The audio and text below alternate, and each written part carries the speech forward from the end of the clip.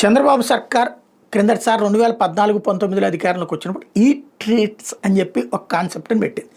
విజయవాడలో మన ఏదైతే ఇందిరాగాంధీ స్టేడియం పక్కన, అలాగే సత్యనారాయణపురం, బెంజ్ సర్కిల్ ఇట్లాంటి ప్రాంతాలు ఈట్ స్ట్రీట్ అనేటటువంటిది వీళ్ళ దగ్గర ఖర్చు ఏమి ఉండదు. ఓ రోడ్డుని ఎంపిక చేసి అక్కడ అందరూ వచ్చి బళ్ళు పెట్టుకోవడం, అన్ని రకాల బళ్ళు పెట్టుకోవచ్చు. ఎలాంటివి? మామూలుగా మనకి ఇడ్లీ కావాలంటే ఒక చోటుకి వెళ్ళాలా, పూరి కావాలంటే ఒక చోటుకి వెళ్ళాలి, బిర్యానీ కావాలంటే ఇంకో చోటుకి వెళ్ళాలి, ఫ్రైడ్ రైస్ కావాలంటే ఇంకో చోటుకి వెళ్ళాలి. సరే, స్విగ్గీలో ఆర్డర్ చేసుకోవడం ఒక ఎత్తు, కానీ సరదాగా వెళ్ళి తిందామంటే అన్నీ ఒకే చోట ఉండవు. రెస్టారెంట్లో మైసూరు బజ్జీలో పునుగుల బజ్జీలు కావాలంటే దొరకదు, పునుగులు బజ్జీలు అమ్మే చోట బిర్యానీ కావాలంటే దొరకదు.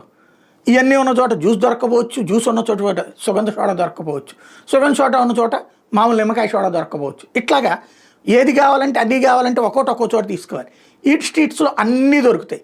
నువ్వు తినాలనుకున్న బఠానీళ్ళు, శనక్కాయల దగ్గర నుంచి ఇడ్లీ, పూరి, పొంగల్ దగ్గర నుంచి బిర్యానీలు, నాన్ వెజ్లో కావాల్సినటువంటి షవర్నాన్ ఏదో అంటారు, అవన్నీ దొరుకుతాయి అక్కడ.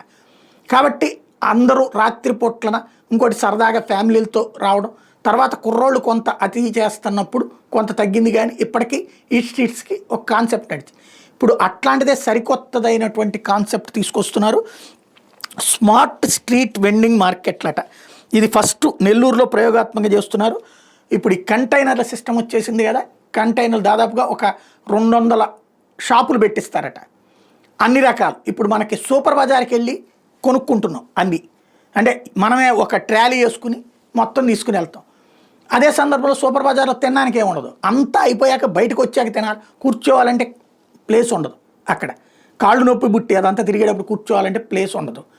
అదే సందర్భంలో అందుకని ఇదివరకు అయితే కనుక ఓపికలు ఉండేది, ఇప్పటికి కూడా ఓపికలు ఉన్నోళ్ళు తిరుగుతున్నారు, కానీ క్రమంగా తగ్గిపోయి ఆన్లైన్ వైపుకి వెళ్ళిపోతున్నారు. కూర్చోవడానికి ప్లేస్ లేకపోతే ఎవడు చేస్తాడు? ఏదైనా తింటూ తిరగటానికి కూడా కోరుకుంటుంటారు. అది ఈ సూపర్ బజార్లో, ఈ సూపర్ మార్కెట్లో అది ఉండదు, ఈ డిమార్ట్లా లేకపోతే రిలయన్స్లా. ఇవి ఈ గ్యాప్ని ఇప్పుడు ప్రభుత్వం జాగ్రత్తగా టచ్ చేస్తుంది.